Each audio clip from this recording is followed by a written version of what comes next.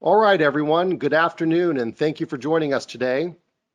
My name is John Musella. I'm with the Santa Clarita Valley Chamber of Commerce, and we are pleased to host the only Congressional Candidate Forum for the 25th Congressional District's May 12th special election, which is being conducted with all vote-by-mail ballots. We thank you for joining us today for this unique virtual forum format. I'm coming to you from my home in Santa Clarita, and each of our candidates today are located at their own separate locations, as is our moderator. While we've done some test runs to prepare for today's forum, please bear with us if we have and experience any technical issues. As you know, the Santa Clarita Valley Chamber of Commerce serves as the voice of business, representing the business community in the third largest city in the county of Los Angeles. The SCV Chamber is the leading pro-business advocacy organization in the Santa Clarita Valley for our 65,000 member workforce. The SCV Chamber takes an active role in shaping legislative policies in support of businesses. We represent our members before local, regional, state, and federal governmental agencies and provide an open forum for our members to develop policy positions that directly impact our business community. During this COVID-19 pandemic, the SCV Chamber has been offering our entire business community regular and timely updates on emergency funding opportunities, current events, and numerous webinars. I encourage you to visit our website, scvchamber.com, to learn more about all of our upcoming webinars, including our new series called Scaling Up Back to Business, that we are doing in partnership with the SCV EDC. Today, the SCV Chamber once again takes pride in hosting a nonpartisan business issue-related forum to bring all of you the necessary information you need for the upcoming special election. With that, I would like to introduce our moderator for this afternoon's forum. Jeffrey Forrest serves as Vice President of Economic Development at College of the Canyons for Chancellor Dr. Diane Van Hook. Given Jeff's career background working with our business community, we felt he was a solid choice to serve as today's moderator. Jeff is also a member of the SCV Chamber Board of Directors and is familiar with business-related policy issues. Our moderator, Mr. Forrest, is coming to us from his home in Santa Clarita and will remain off camera today to ensure our focus is on our candidates. Jeff, I'm going to now turn the forum over to you. It is all yours. Thank you, John. Assemblywoman Christy Smith and candidate Mike Garcia, thank you for joining us for today's forum. Given the current pandemic known as COVID-19 and the economic fallout from this crisis, the state of our local businesses and the economy is weighing heavily on the hearts and minds of our voters, and they are eager to hear from both of you. With that in mind, here are the rules of today's forum. We ask that both candidates refrain from personal attacks, stay on topic, and respect the time of the other. You will both have 2 minutes for opening statements before the question and answer period begins. I will inform you when you have 30 seconds remaining. During the question and answer period, each of you will have 2 minutes to answer the same question. I will also inform you when you have 30 seconds remaining. After both of you have responded, there will be a 1-minute rebuttal from the one who addressed the question first. At the end of the question and answer period, each of you will then have 2 minutes to give concluding remarks. With that said, let's begin with opening statements. Assemblywoman Christy Smith will go first, and then we will hear from candidate Mike Garcia. Assemblywoman Christy Smith. Thank you, Jeffrey, and thank you for moderating. Thank you to the Chamber for hosting today. I'm a proud member of Santa Clarita Chamber, as is my husband. We've had a great working relationship over the years, and I just want a big shout out to you and the entire team. I really appreciate everything that you've done for our local business community during this crisis. The information has come quickly, daily. The updates and the access to all the support and the services that folks need is changing day to day, but you've done a wonderful job in delivering that to the community. Hello to all of you who have logged in from all over the 25th Congressional District in the country. I know we have some press joining us today. My name is Christy Smith. I currently serve as the Assembly member for the 38th District, which is about 58% of California's 25th Congressional District. Prior to having the honor of being elected to that post, I served 9 years on the Newhall School Board, and those were an amazing 9 years of public service in this community, although a lot of it was challenging through the hardest part of the recession. We made, really wise choices to defend our jobs against that crisis and still maintained our excellent standing, like all of our local school districts here, being one of the top achieving districts in the state. And moving on from the Newhall School District, as I said, I'm now currently the California State Legislator representing about 58% of this district. I had a very successful first year in the state legislature, and proud to say that all of the bills that I authored and had signed into law had the focus of two things. One, they were good governance bills, or they made life better for all of us and brought back a lot of financial investment to the local district, including for our college and our senior center. So looking forward to a great conversation today. Thank you so much, Assemblywoman Christy Smith. And now we'll hear from candidate Mike Garcia. Well, thank you, Jeffrey and John and the rest of the chamber for hosting this, and all the folks on the line. Thanks for joining this. I hope everyone is staying safe and staying healthy. This is an absolutely critical election that we have going on right now, and appreciate you all paying attention. It's critical for a couple of reasons. One, for 7 months, we've had no representation at the federal level in the House of Representatives. That's a shame. We deserve better than that, and hopefully we can get back to the House here with a good representative in a matter of weeks. And then obviously with the crisis going on at the national level with the COVID-19, we need to really ensure that who we're electing to these types of offices have the background and the experience necessary. This isn't a Republican versus Democrat thing. This is about survival. This is about survival for our nation. It's about survival for us as Californians to be able to continue to survive in this state with some of the highest cost of living, and frankly prevent the blunders and unintended consequences of things like AB5 and high taxes from hindering our nation. The country needs leadership. The country needs world experience right now more than ever. You probably all know that I'm a Navy fighter pilot, flew F-18s for the U.S. Navy for about 15 years, flying combat missions into Iraq from aircraft carrier operations. Moved back here to the district, been in the district since 1983 and moved back here in 2009, coming out of the military, serving in the private sector for a large aerospace company where I was had the honor and privilege of leading a $7.5 billion portfolio and about 140 employees. So an absolute thrill to be involved in this. I believe in low taxes, free market capitalism, the Constitution, competition, and above all things, charity to help us get through these tough times. I'm running because I don't want my nation to become what this state has become, which is a victim of poor policy and poor execution. Thank you both. And now we will begin our question and answer period. First question. The federal government has just approved the second round of funding for the CARES Act, which will bring the total amount of this economic stimulus package to more than $2.4 trillion. Despite this infusion of funding, we have more than 16 million unemployed Americans. Is this really the right result for the amount of money we're spending? Given that we're looking to slowly reopen the economy, what should Congress do now, in addition to the CARES Act, to stimulate our economy and get people back to work? Assemblywoman Christy Smith, we'll begin with you.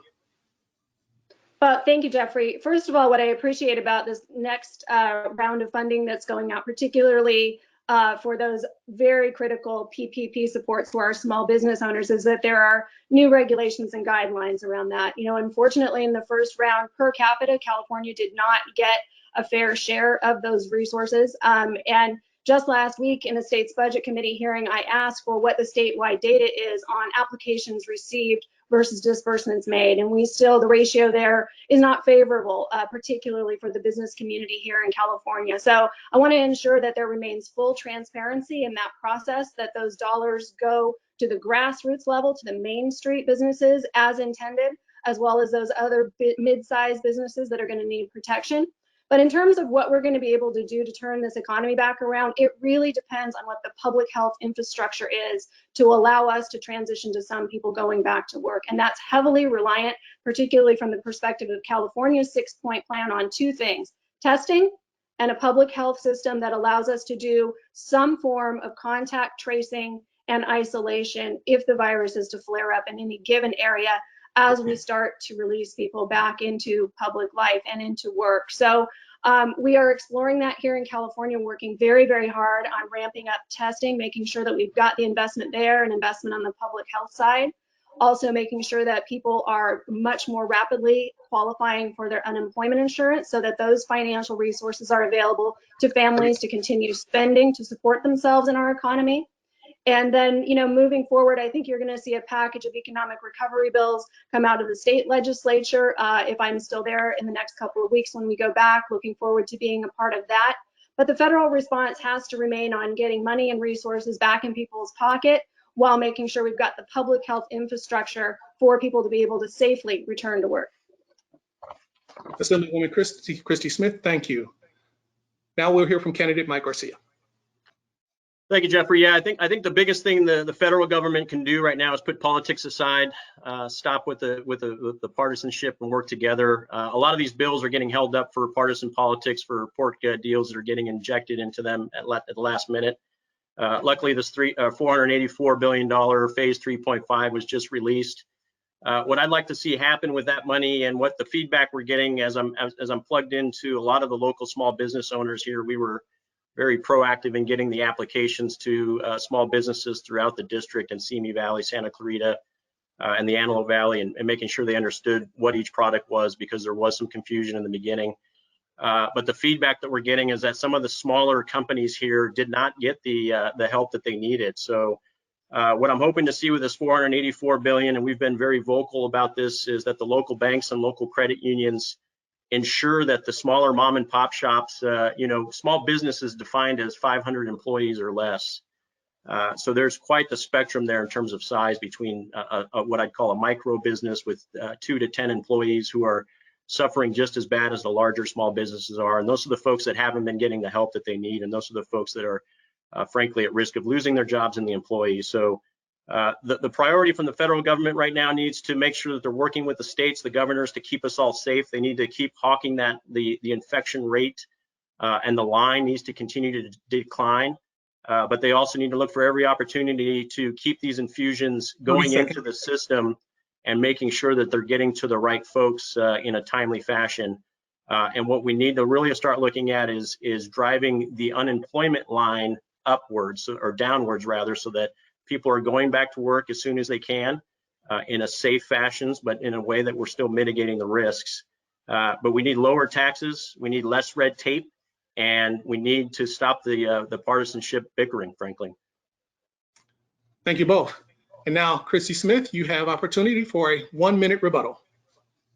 Yeah, I would add that the other two key economic components to the next several phases of stimulus that will absolutely have to happen, first of all, is supports for our nonprofit community. Here in California, the nonprofit community is one of our state's biggest employers, and it's not only critical that they be able to support their employees and stay in business as well, but they are providing missing links in that social safety net that people are accessing right now. So whether those are our food banks, our healthcare funding providers, other critical needs that the community has, the nonprofits need to be able to be in line for those resources as well, as do our state small government entities. Cities under 500,000 were left out of the first wave of funding. It's incredibly important for small cities like Simi Valley to be able to access those funds to stay operational, because their revenue has diminished as a loss of sales tax revenue really starts to hurt our local communities. So we want to be mindful of that in additional packages going forward. Thank you very much. Next question. Building transportation infrastructure, such as improvements to I-5, creates living wage jobs and pumps money into the economy, which is much needed right now. As a member of Congress, you will face many issues and opportunities. How much of a priority is transportation in that mix, and what actions will you take to improve mobility, safety, and the movement of goods in your district? Candidate Mike Garcia, we'll begin with you. Yeah, great question. So we have untapped resources at the federal level that your representative should be bringing into our district to help with our infrastructure, and in particular the transportation challenges that you talk about. The number one thing we can be doing, though, is to be bringing meaningful jobs into our district, into the Antelope Valley, into the Simi Valley and Santa Clarita Valley, so that we don't have to do the 2-hour commute to get down to West Hollywood or West LA. I've been making that drive myself down to El Segundo as an executive at Raytheon, and it's 2 hours of pain. It takes time off your life. It adds stress, and it's an excess cost. And the fact is that we should be focusing on bringing jobs here.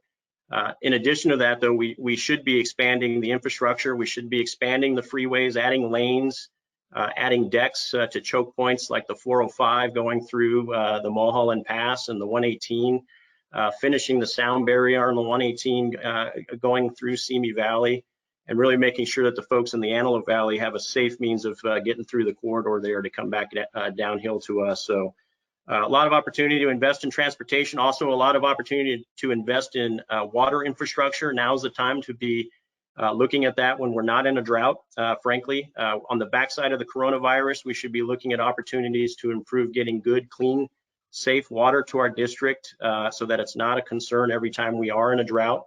And the fact that we haven't had a reservoir since built since 1978, I believe, is a shame, and that's where the infrastructure really needs to be focused on. Thank you very much. And now we'll hear from Assemblywoman Christy Smith. Thank you, Jeffrey. So we know that the key to regional economic growth will be our ability to expand our infrastructure to meet local demand. And a number of the projects were mentioned by Mike, but expanding the 5 and 14 corridors becomes incredibly important for us as we look to do smart regional planning and not only locate more housing here, but also more job opportunities. And in terms of logistics, we just are not attractive from the perspective of not having that roadway capacity. So we do need to improve there.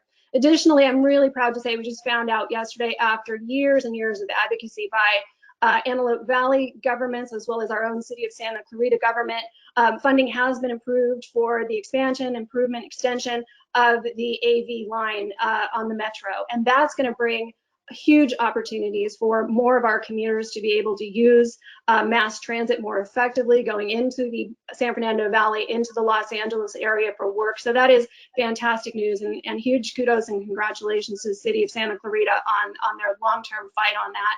But I am looking forward to going to DC and really being an advocate for this infrastructure funding, because as we come out of this COVID crisis, it is exactly those building jobs that can help ease that transition, provide employment opportunities here, while also creating that future roadmap that we know we want here across the North Valley, North County region. So I also, happen to agree with Mike. Water infrastructure is incredibly important. And the one more thing that I will add on this, that this crisis points out more than anything, is that we also need investment in our hospital infrastructure. We are fortunate here to have Henry Mayo and their recent growth, which they have worked so hard for with the community's investment. But unfortunately, the Antelope Valley still continues to struggle with being able to provide healthcare capacity to everyone in the community, and that hospital continues to struggle there. So we want to see investment in our healthcare infrastructure as well. We want to make sure every hospital can meet the challenge of a future crisis like this.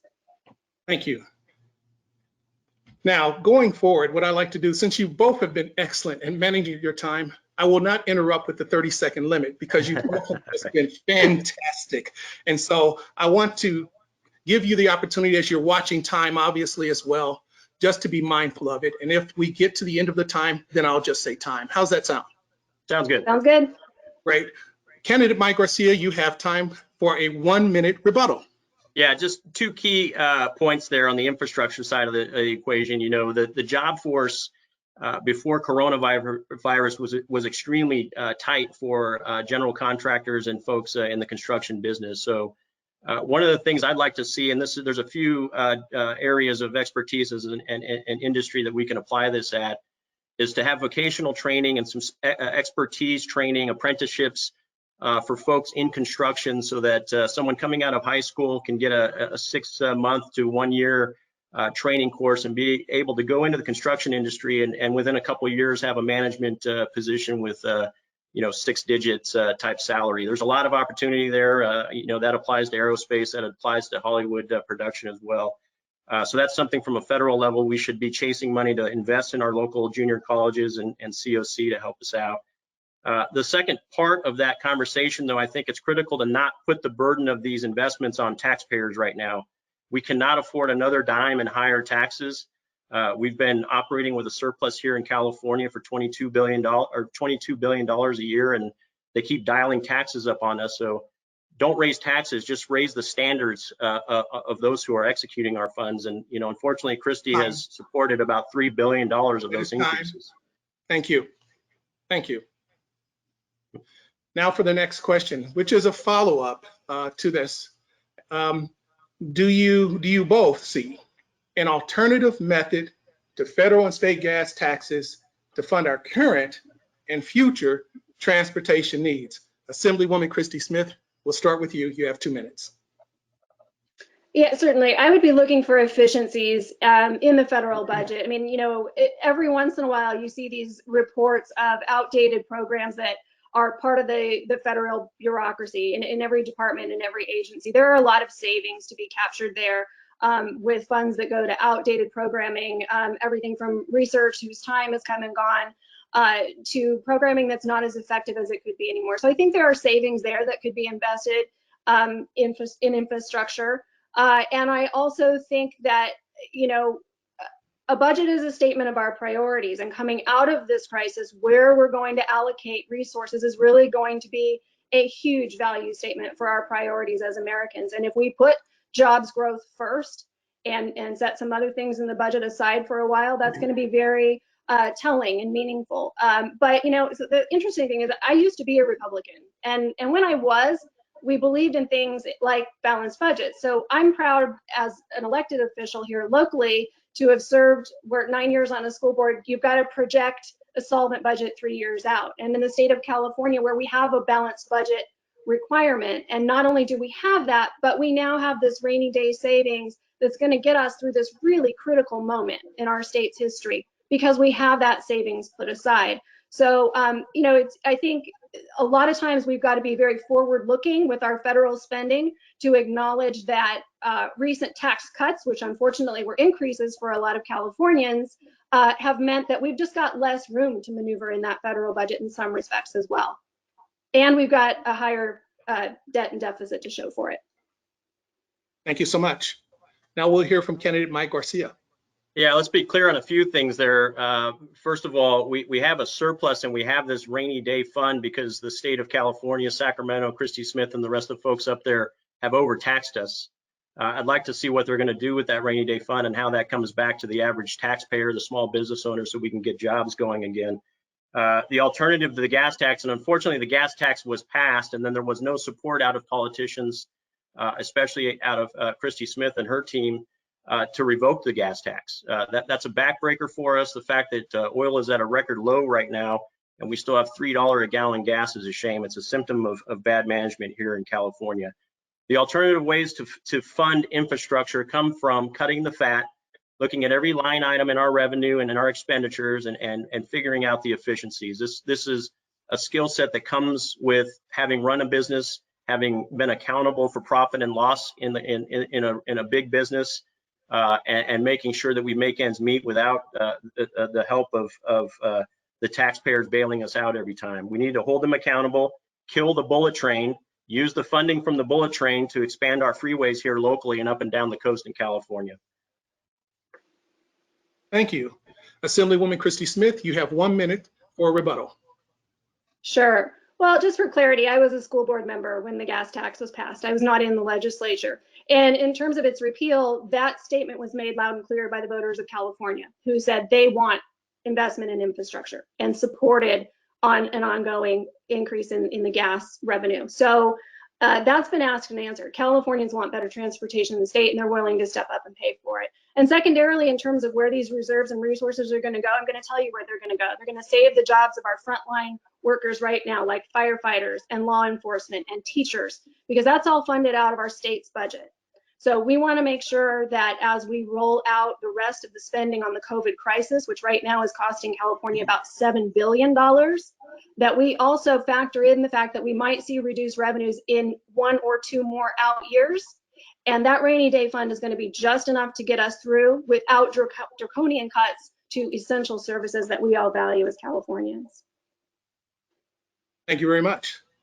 Let's go back to the CARES Act and disaster relief for this next question. Many small businesses are hurting today because they did not receive disaster relief from the Small Business Administration, nor were they able to access a loan through the Paycheck Protection Program or related public and private funding options that's supposed to target small businesses. The larger companies that applied received a significant amount of the financial assistance, while many small businesses that desperately needed help, they received nothing.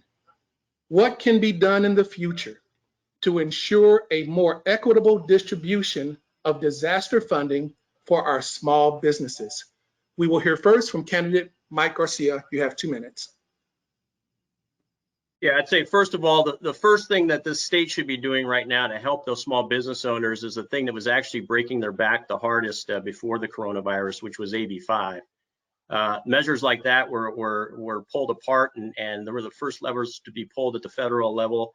We need to be lowering taxes. We need to be lowering regulation. We need to make it easier right now for the gig economy to restart, to have independent contractors be able to go to work in whatever capacity they can during the stay-at-home.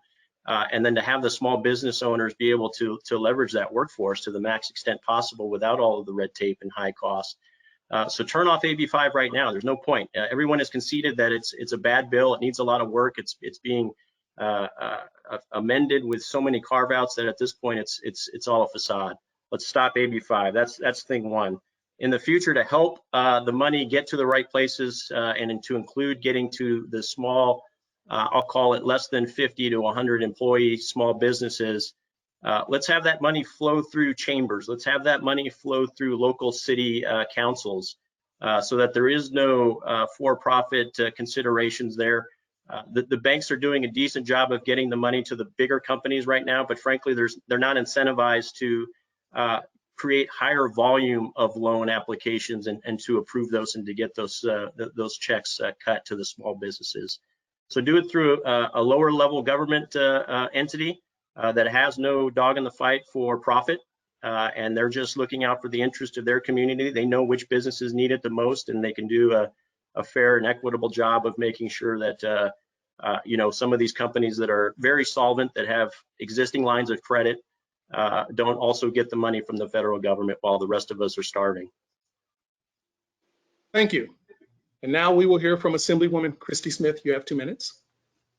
Yeah, so I think it's essential that the regulations as each new wave of federal support rolls out are very clear in where this funding and this resource should go. And I think there needs to be some examination made as whether we are better off as having these being direct grants right out of the federal government rather than the pass through to banks, because at the end of the day, the banks are going to be the ones that win, although they're in a very unenviable position right now of trying to administer this program without nearly enough resource. But I'm glad we have the opportunity to talk about AB 5 because there's been so much misinformation about this. And the Santa Clarita Chamber and I, we go way back on this. From the time I took office, we all sat in that room and talked about the implications of the Dynamex decision and what it could potentially mean. But what we know about worker misclassification, which is what AB 5 addresses, is that when a worker is misclassified, it costs both the state and the federal government a tremendous amount of money. And the money that it costs doesn't go to very critical programs that we are trying to utilize in this exact moment, like our state's unemployment insurance. And so when workers are misclassified, they're looped out of that system. There's several things they're not paying very often, and that's their unemployment insurance. They're not paying into Medicare and Social Security. And so in the end, that costs us all, those who do pay into that system. And not that I'm not grateful in this moment that we have that to be able to support those workers. But there's also nothing that prevents an independent contractor from being at work right now if they're in an industry that is essential and they can do that work. It's also worth noting that the CARES Act, because of Democratic advocacy, also includes pandemic unemployment assistance exactly for those employees who have been historically misclassified and find themselves without employment right now. They are able to now apply starting April 28th in the state of California to receive those services and benefits. And one final note about AB 5 as it relates to the business community is that, here in Santa Clarita and Simi Valley and the Antelope Valley, we've got a lot of great businesses that play by the rules. They classify their employees appropriately, whether it's part-time or full-time work. They're doing all the right things, they're paying into that system, but they create an unfair system of competition when there isn't compliance. because a contractor who doesn't That's comply fine. comes in and can underbid, and That is it's fine. an unfair competition environment. Thank you. Thank you. Mike, we're going to give you 1 minute to candidate Mike Garcia. You have 1 minute to do your rebuttal. You can call me Mike. That's fine, Jeffrey. By the way, all 700,000 folks in the district can call me Mike, even after I'm elected. So, here's the bottom line, right? Christy talks about the misclassification being extremely expensive. What's extremely expensive is the $70,000 jobs that we have lost as a result of AB5 since it's been started, and that's going to continue to get worse, especially right now. Okay, AB5 is like putting a dagger into the heart of the economy while it's in life support right now, and it absolutely just needs to be hit pause. If you don't want to revoke it, hit pause for right now, so at least we can continue to survive. The fact is that all of these little carve outs, when they talk about transitioning, and Christy has done this as well, transitioning certain businesses from a pre-AB5 to a post-AB5 environment, the California government ends up throwing $20 to $30 million of our taxpayer money to those industries to help them out. So it ends up costing us way more than the cost avoidance that they were hoping to get out of the AB5. The bottom line is that the federal government already defines what an independent contractor versus an employee looks like. Businesses need to adhere to that guideline and do the right thing and hold them accountable. Thank you, Candidate Mike Garcia. Thank you very much. Okay, next question. What outreach have you done or will be willing to do for specifically Latino small businesses in terms of outreach to make them aware of the resources that are available to them? Assemblywoman Christy Smith, you have this question first. Well, thank you. I think in terms of reaching out to the Latino business community, it's making sure that they also receive the huge volume of information that's out there right now in terms of current supports. And very proud to say in the state of California, we've also carved out specifically through an executive order by the governor, a business support system that goes to minority-owned businesses, specifically in lower income communities. And so I'd be happy through my office right now to connect people to those resources. But that should be a matter of common practice. And I really appreciate the fact that, our Chamber of Commerce here, as well as our allies in the Antelope and Simi Valleys, have embraced, their own Latino chambers and making sure that they feel welcome, have a place to participate, but also understanding that sometimes the environments that those businesses operate in is a little bit different than the standard. And we want to make sure that we're supporting them, that they do have access to good supportive banking, that they've got marketing tools that they need, that they also have, what they need to keep their employees going and bring them back as we start to recover from this crisis. So again, very proud to see the leadership we've done in California. I'd like to see a similar model to that happen at the federal level, where we are acknowledging that across minority communities, and particularly in urban environments where we have minority-owned businesses, that they do require that extra support. Thank you so much. Now we'll hear from candidate Mike Garcia. Yeah, I kind of resent that last statement that we require extra support. Look, for me, it's not an outreach. I am a Latino. I am a small business owner. I'm a first-generation American, and my grandfather came here with my father, started in the construction business, ended up starting his own business, and was very successful at that. And that's where we learned our discipline as kids. Like I said, it's not an outreach. We're all Americans, and that's the bottom line. The Latino community and the Hispanic community, what I take pride in is the discipline, the hard work. The only thing we ask for is equal access, equal opportunity. Those laws do exist already.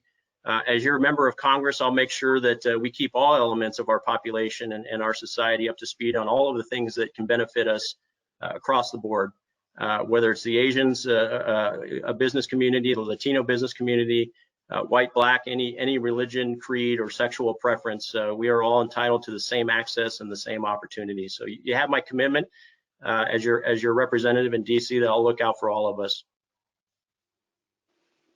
All right. Assemblywoman Christy Smith, you have 1 minute for rebuttal.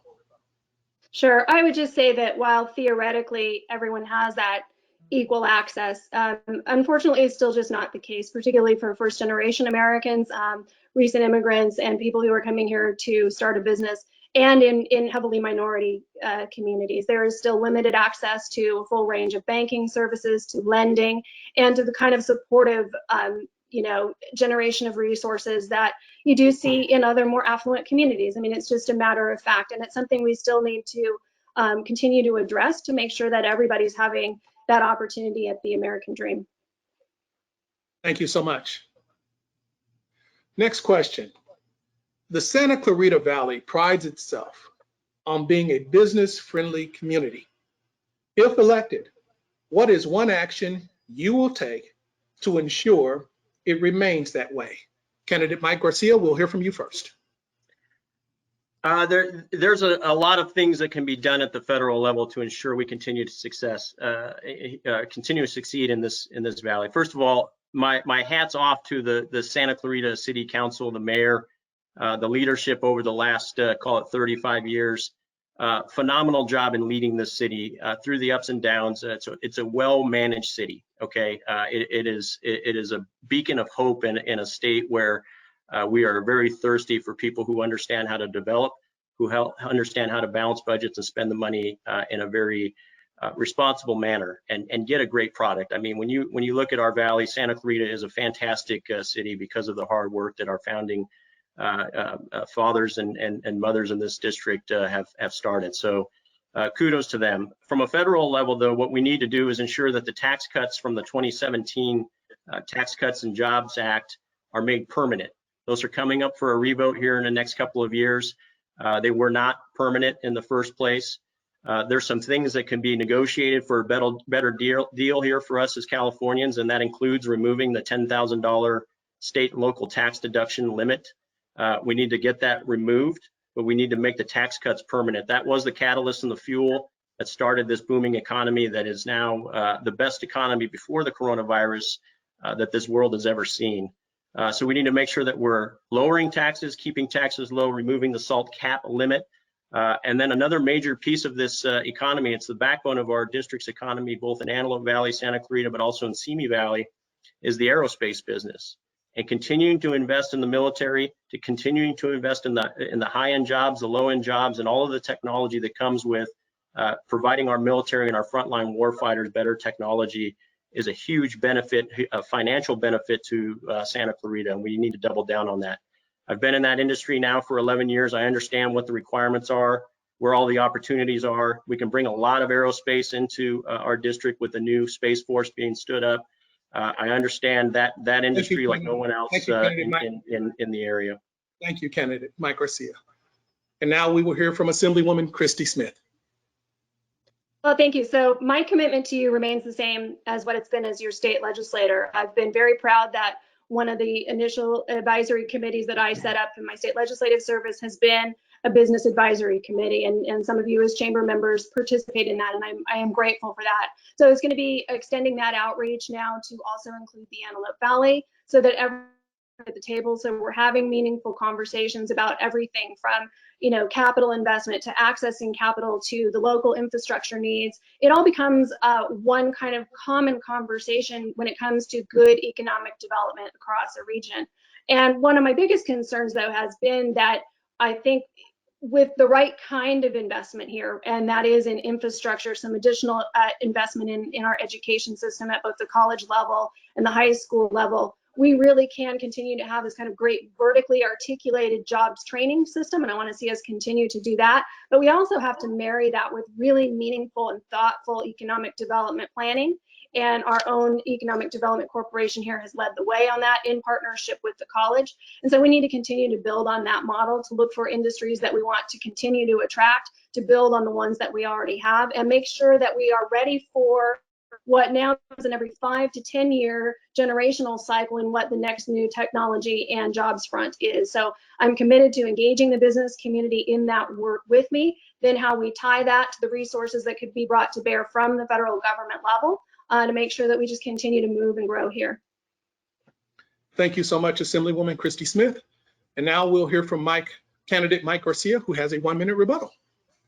Yeah, I think, even though this is a federal level position, I think one of the requirements and responsibilities of this job is to continue to shine a very bright light on all of the challenges that our local businesses have, regardless of what level of government it's at. If it's the federal level, that's interesting. I will fight for us on that front. But if it's at the state level, I'll continue to message. And I do understand that the AB5 bill is not a federal bill. I get that. But we need to really make sure and educate our population, especially here in the Santa Clarita Valley, what AB5 is, the value that it could bring if we were to just kill it, get rid of it. And that will do a tremendous job in bringing more jobs back here to Santa Clarita in a very timely fashion, especially in this coronavirus era.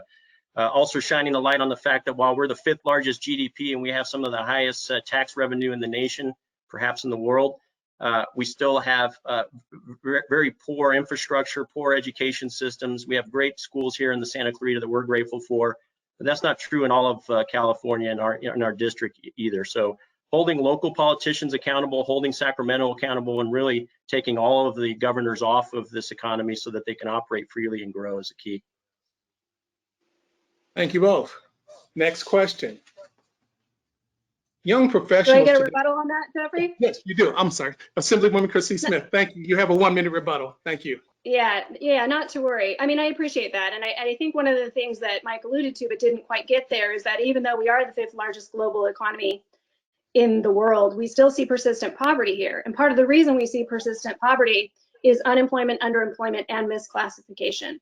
When workers are in jobs where they pay a decent wage, a wage that can put a roof over a head and put food on the table, that is a greater contributor to the economy. When they are misclassified, when they are paid independently, when they are paid an hourly wage below what they should be because they're left out of those important job protections, it damages the economy overall. And so, and I have to reemphasize this. At the time that vote was taken on AB5 in the California State Legislature, the Chamber of Commerce had gone to neutral. We all worked very hard together with the Chamber, with state business entities on getting this right measure of carve out for the industries that would have been impacted negatively based on the Dynamex decision. And had Dynamex continued, we would have seen a lot of misclassification.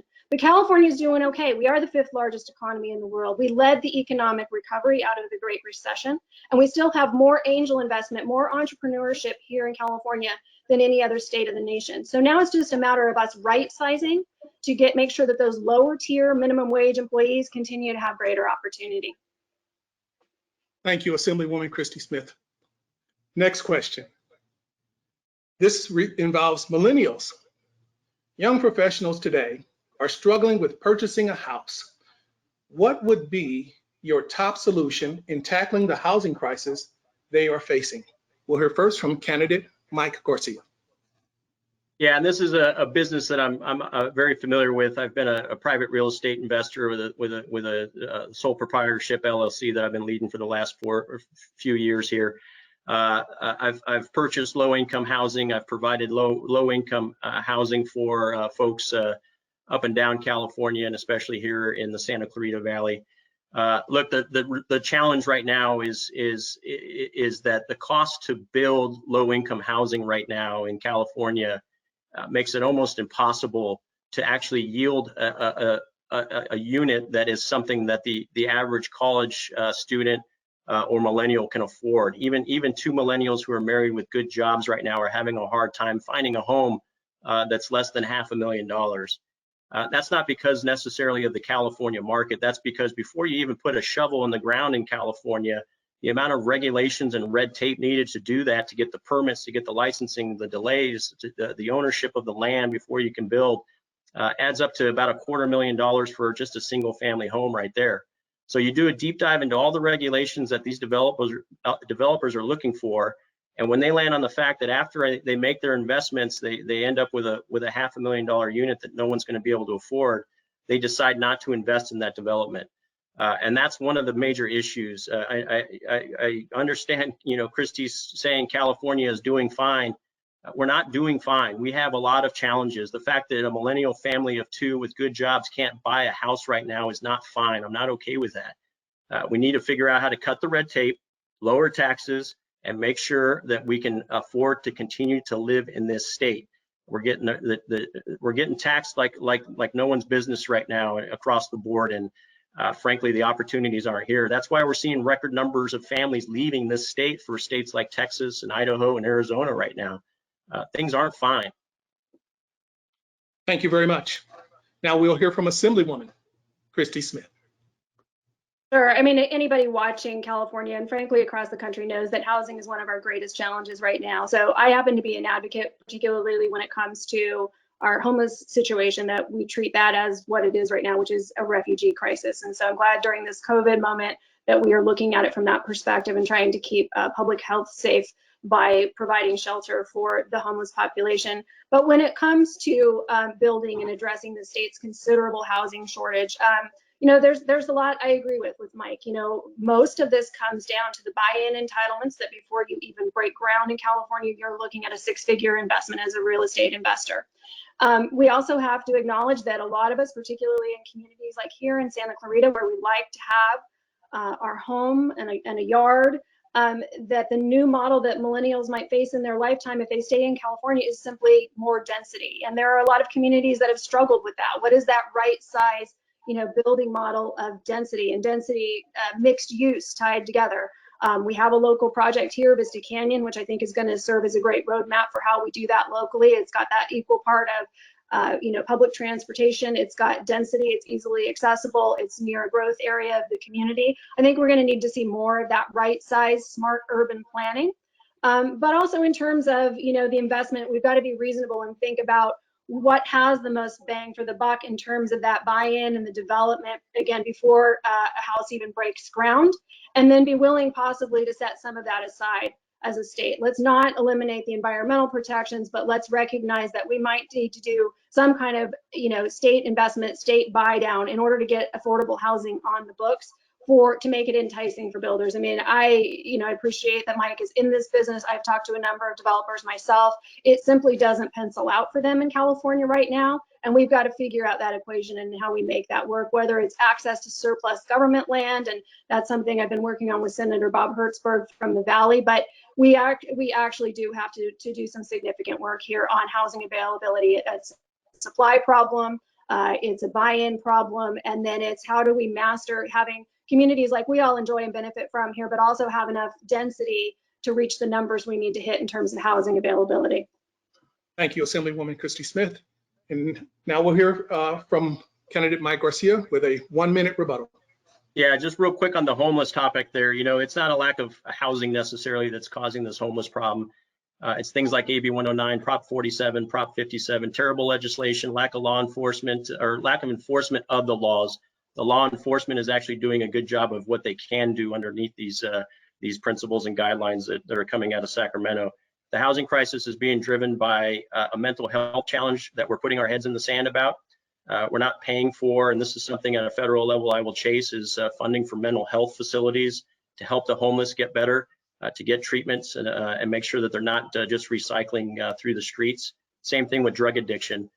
There are no teeth left in the laws in California that force folks who are committing crimes to get rehab for drug abuse and drug addiction. They're just getting, again, recycled through the system. That's costing us billions of dollars. If you want to talk about building homes here and keeping things as affordable as it can be, the last thing you want to do is go after Prop 13, which is why a lot of folks, including a lot of my family members, are still able to live here. Prop 13 grandfathered in the lower property taxes. And again, Christy Smith and the rest of the Dems up in Sacramento continue to fight this Prop 13 and to challenge it, to chip away at it, whether it's for residential or for commercial purposes. These are the opposite of things that we should be doing to help the housing crisis and affordability problems. Thank you, candidate Mike Garcia. Thank you very much. Now we've come to the final question. Do I get a rebuttal on that one, Jeffrey? Oh, yes, I'm so sorry, Assemblywoman Christy Smith. Forgive me. Yes, Thank please. You. Actually, Thank you. I want to be on that one. I'm sorry. Excuse me. Go ahead, Christy. Go ahead. No, sorry. excuse me, just a second. On this particular question, I believe that this was. Oh, was. that's right. You did. Yeah, that's right. Mike. Go ahead. No, yeah. I'm sorry. No. Go ahead, Chris. Yes, because you. To the rules, Mike. You're right. You went first on that. Okay. I'm sorry. Yeah, we're all good. No worries. Now we've come to the final question, and it says, assuming you win the special as well as the general election, what is the one single thing you want to have accomplished during your full 2-year term? And Assemblywoman Christy Smith, we will start with you. 2 minutes. Thank you. I appreciate that. That's a very thoughtful question. And I think given the moment that we're in, the single most important thing is, first of all, we're going to restore America's health. And we're going to make sure that everybody gets to the other side of this crisis, that going forward, we have put funding and resources into every aspect of our government's health delivery system to ensure that we're ready to stand up against a pandemic like this again in the future. But we want everybody healthy. We want to develop therapeutics for this crisis, and we want to have developed a vaccine.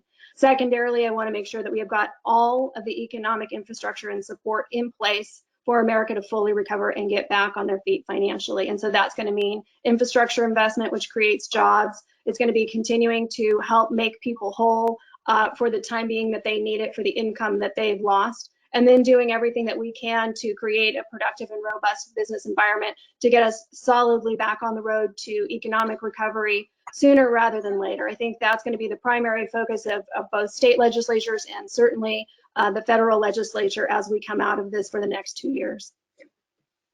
Thank you so much, Assemblywoman Christy Smith. And now we'll hear from candidate Mike Garcia. 2 minutes. Yeah, I'm looking forward to leading and being a part of the solution and not part of the problem in Washington, D.C., to bring a level of bipartisan support to make sure that we're bringing answers, especially in this time of need. As we get through the coronavirus, and we will, watching the economy grow as a businessman, as someone who understands national security and national security policy, making sure that we remain the preeminent superpower in the entire world. China and Russia right now are not near peer threats. They are peer threats, and they do represent a threat. We need to take care of ourselves through Corona. We need to take care of ourselves on the international stage, keep us all safe. I think the thing that I would like to accomplish and hopefully be successful is bring results. No drama, just results. Allow the constituents of the 25th district to once again take pride in their representative in Congress. This is the land of Buck McKeon and Steve Knight. We deserve to be represented by someone who's going to bring dignity to the office, a level of intelligence and experience in the business world and the military world, and also someone who's doing it as a patriot. I'm doing this as a citizen legislator, giving up my job to serve. Once again, giving up my job and making sure that the direction we're heading in as a nation is a very positive and successful one, and that's why I'm doing it. Thank you so much. And now we'll have a rebuttal by Assemblywoman Christy Smith. Sure, no qualms with that. I mean, I think we're on the same page. We're going to be in a unique position in the next 2 years to have a significant need to set partisanship aside and focus on what's best for the recovery of the country. And that's it. Thank you so much. Well, that concludes our question and answer period. And thank you for just doing an excellent job and staying with time. And as we go into the next phase, it calls for concluding remarks from both of you, 2 minutes each. And we're going to start with candidate Mike Garcia, and he will be followed by Assemblywoman Christy Smith. Candidate Mike Garcia, you may begin. Yeah, thank you, Jeffrey, and thank you all for participating in this. Hopefully the takeaway from this is that we can be on completely different sides of the equation in terms of politics and policy, but we can have civil conversations and civil discourse throughout this. So I want to thank the Chamber for hosting this. Like I said in the beginning, this is of terrible importance right now. We need to really focus on the candidates, really focus on the fiber, the experience, the education, the why they're running, what they represent in terms of values, but also potential for growth in the future. I think you can frankly drive a truck between Christy Smith and I in terms of tax policies. I'm for low tax. I'm pro growth, pro business, pro taxpayer. I think the Howard Jarvis Tax Association gave Christy, unfortunately, a rating of D. These are bad things to be pushing right now in a moment where we need to grow and get better. I love California. I love this state. I want to stay here. I want my kids to be able to grow up and raise their kids here as well. It's the unintended consequences of bad policy that have led us down to a path where we're underperforming, frankly, for who we are and for the potential that we have. And the bottom line is that for 244 years, this nation has been the best country in the world, and we've been through tough times before. We'll get through this, but we've survived and we thrived because the right people showed up at the right time to do the right thing and for the right reasons. and I am completely honored to be in this position to represent this district, a beautiful district. We deserve the best, and I look forward to serving with pride and dignity, without drama, just results. Thank you, candidate Mike Garcia. And now we will hear from Assemblywoman Christy Smith. Thank you, Jeffrey. Thank you to all of you who tuned in today and for taking this time to invest in the future of this district and of our country. It's meaningful, I'm sure, to both Mike and myself. You know, when it comes to results, I will say I've got 10 years of proven results in this community.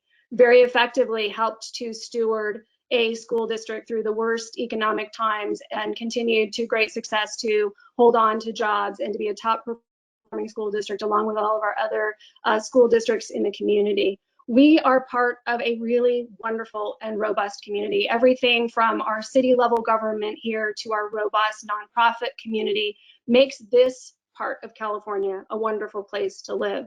I would still posture that given its balanced budget, its healthy rainy day surplus right now that's going to help us through this crisis, California is managing things very, very well. I think a lot has been said about my position on taxes. I will say that you can accidentally sneeze and have it sound like the word tax, and Howard Jarvis is going to give you a D. And there are a number of things that I think my opponent would point to that could very easily be explained away as continuations of important systems that help us maintain services to you, the taxpayer in this state and in this country, and to the solvency of the state of California, which we've achieved, where we allow people here to retire with dignity when they've been an employee of the state, where we support the things that are important, like schools, like law enforcement, and we're going to continue to do that. But my commitment to you remains the same as it has always been. Everyone gets a seat at the table. This leadership is about all of us having collective conversations about what this roadmap needs to look like across this district. But I've been on the other side of a hiring table before in crucial moments like this.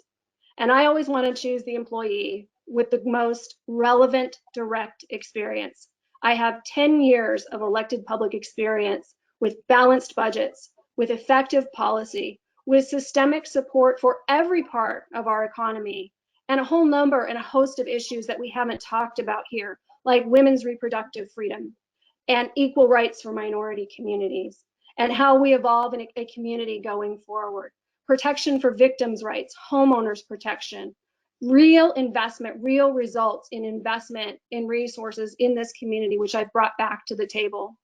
I plan to go to Washington, D.C. to leverage relationships that I already have there with huge numbers of the California congressional delegation, as well as the very robust support I enjoy from my colleagues here in California and every one of our county officials, except for Catherine, who I appreciate her, and I think she's doing phenomenal work and hasn't weighed in on this race, as well as every state constitutional officer. So I thank you and look forward to serving you.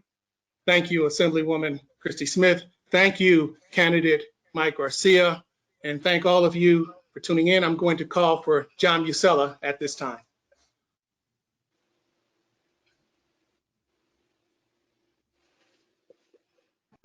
All right.